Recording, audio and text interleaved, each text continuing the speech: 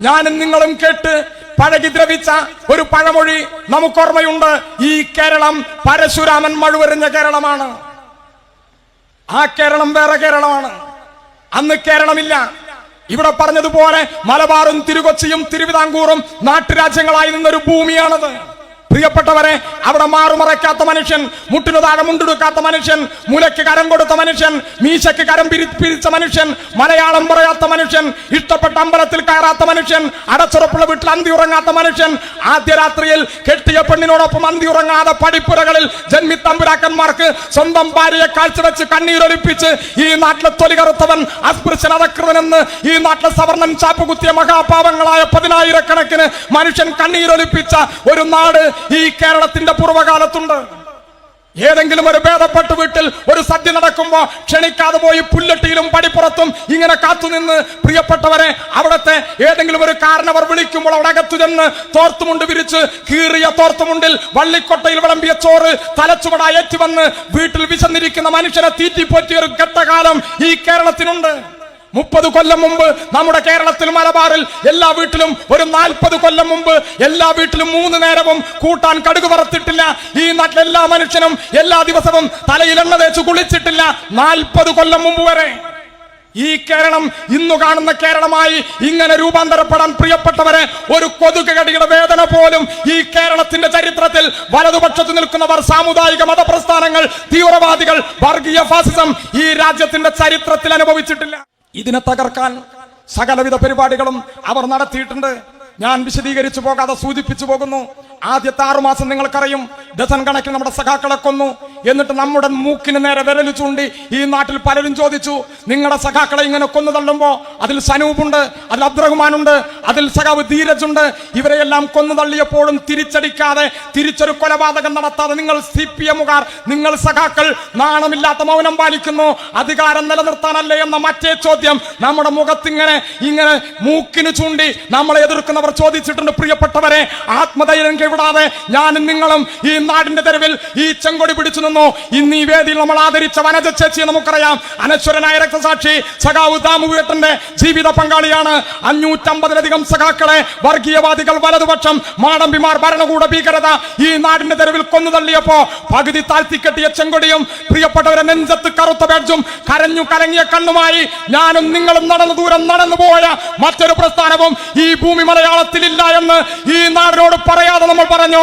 മാമൻ മാപ്പിള പഠിച്ച പള്ളിക്കൂടത്തിലല്ല ഈ കേരളത്തിലെ കമ്മ്യൂണിസ്റ്റുകാർ പഠിച്ചതെന്ന് ഈ നാടിനെ തെളിയിച്ച് ഈ കേരളത്തിലെ പാർട്ടി മുന്നോട്ട് പോയി. വടക്കേ ഇന്ത്യയിൽ പല സംസ്ഥാനങ്ങളിൽ, ഈ തമിഴ്നാട്ടിലെ മധുര ഉൾപ്പെടെ, അജ്മീർ ദർഗ ഉൾപ്പെടെ, UP-യിലെ സമ്പൽ ഉൾപ്പെടെ, പ്രിയപ്പെട്ടവരെ, നിരവധിയായ ആരാധനാലയങ്ങളുടെ അടിത്തറ തോണ്ടാൻ, സർവേ കല്ലിളക്കാൻ, അവിടെ എവിടെയെങ്കിലും പഴയ അമ്പലത്തിന്റെ അവശിഷ്ടമുണ്ടോ എന്ന് അന്വേഷിക്കാൻ സംഘപരിവാരം ഈ രാജ്യത്തിന്റെ തെരുവിൽ കോപ്പുകൂട്ടുകയാണ്.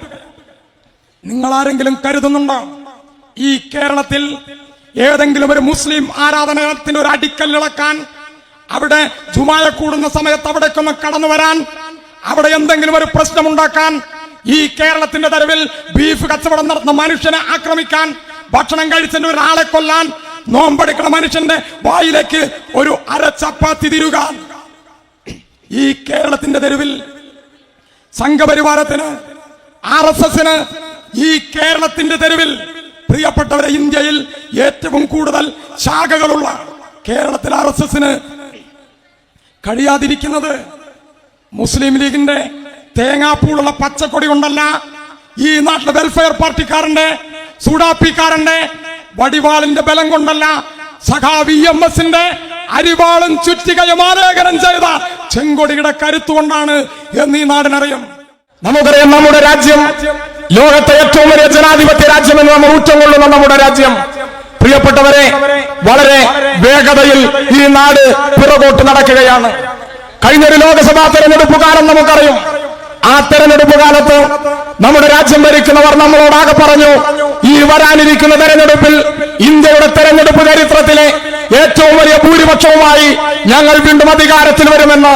ഞങ്ങൾ ഈ രാജ്യത്തിന്റെ ജനാധിപത്യത്തെ, ഈ നാടിന്റെ സമ്പന്നമായ സംസ്കാരത്തെ, ഈ നാടിന്റെ മതനിരപേക്ഷ പാരമ്പര്യത്തെ, ഈ നാടിന്റെ ജനാധിപത്യ മൂല്യങ്ങളെ, ഈ നാടിന്റെ ഭരണഘടനയെ കയ്യിൽ പപ്പടം പൊടിക്കുന്നത് പോലെ ഞങ്ങൾ പൊടിച്ചു കളയുമെന്ന അഹങ്കാരത്തിലാണ് ഈ രാജ്യം ഭരിക്കുന്നവർ കഴിഞ്ഞ തെരഞ്ഞെടുപ്പിനെ അഭിമുഖീകരിച്ചത്.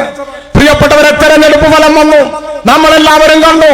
കേവല ഭൂരിപക്ഷമില്ലാതെ പ്രാദേശിക കക്ഷികളുടെ പിന്തുണയോടുകൂടി ഈ മുടിചൂടാമന്നെന്ന് ഈ നാട്ടിലെ മാധ്യമങ്ങളും വലതുപക്ഷവും വർഗീയ ഫാസിസവും നമ്മുടെ നാട്ടിൽ അവതരിപ്പിച്ച നരേന്ദ്രമോദി പ്രിയപ്പെട്ടവരെ വീണ്ടും ഈ രാജ്യത്തിന്റെ അധികാരത്തിലേക്ക് വന്നു. ഈ തെരഞ്ഞെടുപ്പ് ഫലം ഈ രാജ്യത്തിന് നൽകുന്ന ഒരു സന്ദേശമുണ്ട്.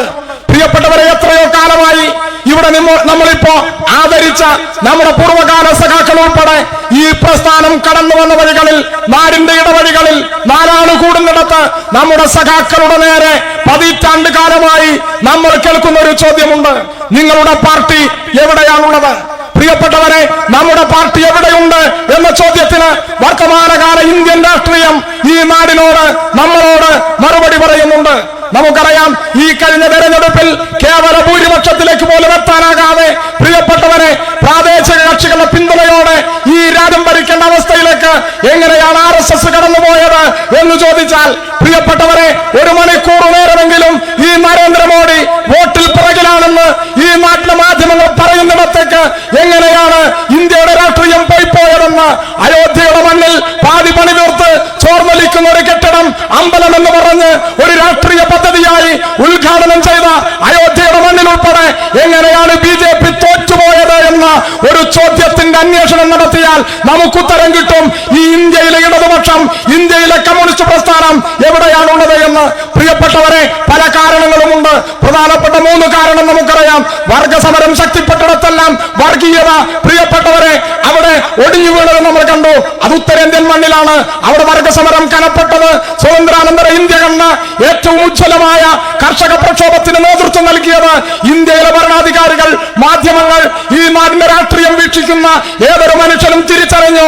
ജീവിതമല്ലെങ്കിൽ മരണമെന്ന് പ്രഖ്യാപിച്ച് കെട്ടിയവളെയും കുട്ടികളെയും കുട്ടി ജനിച്ചു വീണ മണ്ണിൽ നിന്ന് അധികാരഗർവിന്റെ സിംഹാസനങ്ങൾക്കെതിരായി ഇൻകുലാബിന്റെ ഇടിമുഴക്കം തീർത്ത് ഉത്തരേന്ത്യയുടെ തെരുവുകളിൽ നിന്ന് ഇരമ്പിയാർത്ത് കൃഷിക്കാരൻ സമരഭൂമിയിലേക്ക് വരാൻ അവർ കൂക്കും മുശിരും പകർന്നത് അതിനും 1.5 വർഷം മുമ്പ് 200 കിലോമീറ്റർ ദൂരം നാസിക്കിൽ നിന്ന് മുംബൈയിലേക്ക് രക്തപതാക ഉയർത്തി ആ നാട്ടിലെ കൃഷിവരന്മാർ, മണ്ണിന്റെ മക്കൾ പ്രിയപ്പെട്ടവരെ വിജയം പ്രഖ്യാപിച്ച് സമരം നടത്തിയപ്പോ ആ സമരത്തിന് ദിശാബോധം നൽകിയത് 200 കിലോമീറ്റർ ദൂരം കാലിന്റെ വെള്ളം വീണ്ടുപൊട്ടി ചോരയിച്ചു വീഴുമ്പോഴും തകർന്നു വീഴാതെ വിജയമല്ലെങ്കിൽ മരണമെന്ന് പ്രഖ്യാപിച്ച് ഇന്ത്യയിലെ കൃഷിക്കാരന് സമരത്തിന്റെ വീരോധികാസം രചിക്കാൻ ഊക്കും മുശിരും പകർന്ന ആ കർഷക പ്രക്ഷോഭത്തിന് ഊടും പാവുന്ന ഇവ രാഷ്ട്രീയത്തിന്റെ നിറം ചോരച്ചുവപ്പാണ് ഇന്ത്യയുടെ രാഷ്ട്രീയമെന്ന് ഈ നാട് അറിയുന്നവർക്കെല്ലാം മനസ്സിലായി.